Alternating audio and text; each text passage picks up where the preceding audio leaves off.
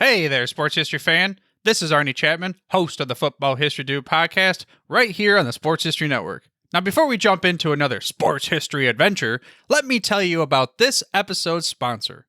We partnered with Rochester Sports Autographs, the largest JSA authenticated autograph distributor in the United States, where you can get deals on over 30,000 autographed sports collectibles. They even have film, music, and other entertainment autographs on the site, so there's something for everyone. Perhaps you're looking for a gift for Mother's Day, or maybe Father's Day. Heck, who needs a holiday as an excuse to give a piece of sports history to your loved ones? Or how about yourself? Today seems like a great day to add to your sports cave, right? But how is RSA able to offer such great deals on JSA authentication, you ask? Well, they do this by making deals directly with athletes, so there are no extra markups, and they choose to pass these savings on to the customer. All orders from Rochester Sports Autographs are top quality and shipped to your door with top authentication and money-back guarantee. And to make sure RSA knows that the Sports History Network sent you, we created a special link for you. All you have to do is head to shoprsa.com/SHN. Again, that's shoprsa.com/SHN. Head over there to get your piece of sports history today. This podcast is part of the Sports History Network, your headquarters for the yesteryear of your favorite sport. You can learn more at sportshistorynetwork.com. Hello, sports fans, and welcome to another edition of Yesterday's Sports on the Sports History Network. In part 3 of Major League Baseball teams with 100-win seasons, we'll look at the 1970s and 1960s. And you'll notice that the teams with the better records usually played in the World Series. Why? Well, from 1969 to 1993, 2 divisions were in each league, with only 4 division-leading teams reaching the playoffs. The league began increasing the number of playoff teams in 1994, but before 1969, there was no such thing as playoffs. The team with the best record in the American League played the team with the best record in the National League in the World Series.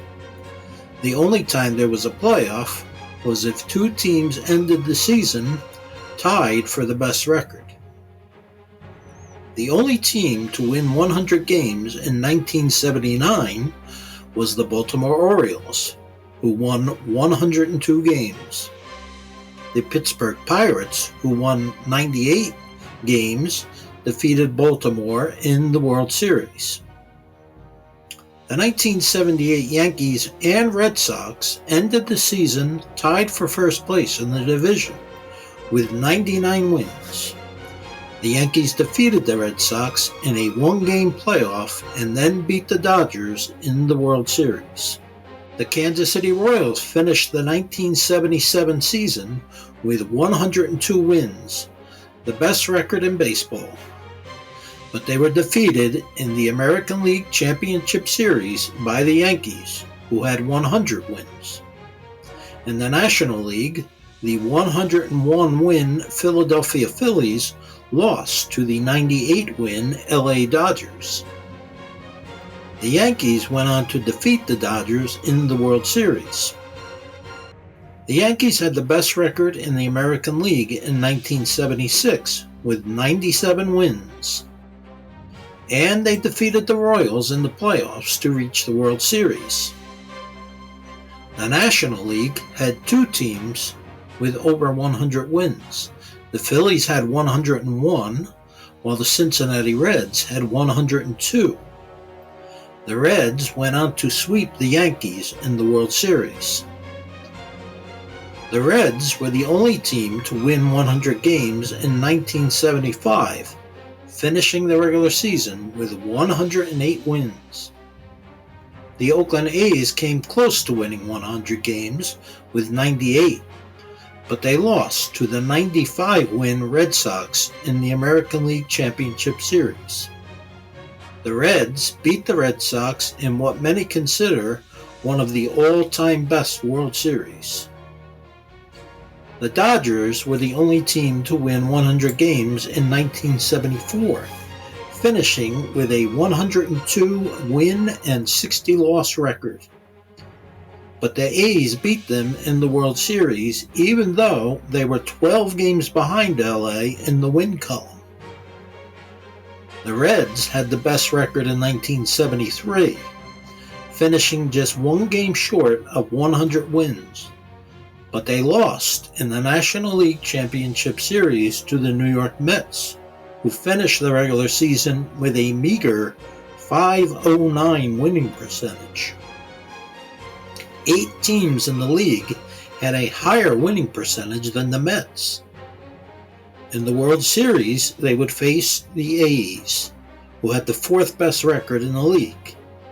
The amazing Mets gave Oakland all they could handle, but the A's prevailed 4-3. No one won 100 games in 1972. The Pirates had the best record at 96-59, but the 93-win A's won the World Series over the 95-win Reds. The A's and the Orioles won 101 games in 1971, but the 97-win Pirates brought the World Series trophy home. In 1970, the 108-win and 54-loss Orioles, with the best record in the American League, defeated the 102-win and 60-loss Reds, with the best record in the National League, to win the World Series. Now we will move on to the 1960s. The 1969 Mets had the best record in the National League, with 100 wins and 62 losses, and they upset the 109-win and 53-loss Orioles in the World Series.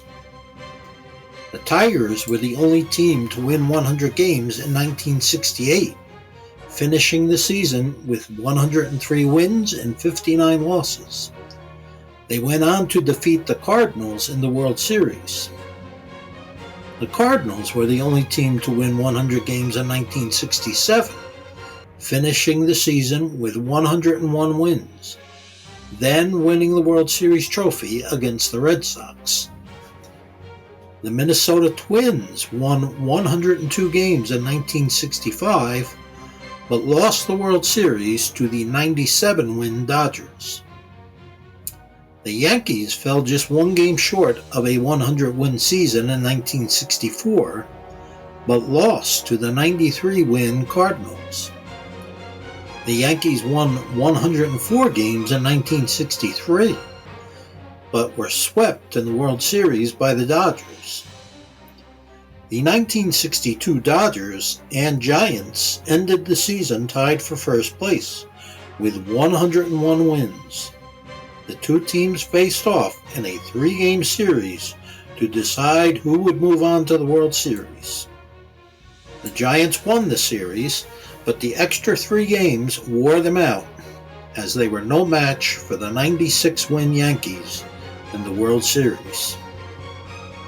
The 1961 Tigers won 101 games, but unfortunately for them, the Yankees won 109 games and went on to defeat the 93-win Reds in the World Series. 1961 was the first year the American League played the expanded 162-game season, and the National League followed suit the following year. In 1960, the 97-win Yankees lost to the 95-win Pirates, despite outscoring them 55 runs to 27. Hope you enjoyed today's podcast. Join me again next week. We'll have part 4. And until then, take care and God bless. This podcast is part of the Sports History Network, your headquarters for the yesteryear of your favorite sport. You can learn more at sportshistorynetwork.com.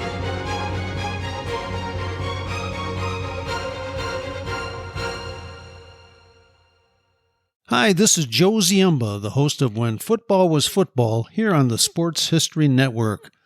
I'm very pleased to announce that I will be partnering with the Sports History Network to give away 2 copies of my latest book called Bears vs. Cardinals, the NFL's Oldest Rivalry. To enter, just head over to the following link, sportshistorynetwork.com/giveaways. We hope you'll enjoy the numerous stories in the book, which is largely based on the newly released Dutch Tournament collection at the Pro Football Hall of Fame. Dutch was the co-owner of the early Chicago Bears with George Halas and kept correspondence, financial records, and scouting reports, which now allow us to peek into the management of an NFL club during the first few years of the league's existence. Along the way, we'll meet unusual gridiron characters from years gone by, including a quarterback who could throw the ball farther behind his back than he could throwing it forward, a Bears lineman who was such a good tavern fighter that he decided to enter the boxing universe, and a Cardinals halfback who gave up the NFL rushing title by deciding to not show up for his team's final game of the season. And can we forget the time the Al Capone mob interrupted a Bears-Cardinals game? The new book was fun to research, and I hope you will enter our free contest today. Once the winners are selected, we'll be in touch regarding shipping as well as to inscribe the book personally for you. This might make a perfect gift for Mother's or Father's Day, or simply add it to your own personal collection. Once again, enter by visiting sportshistorynetwork.com/giveaways. Thank you and good luck.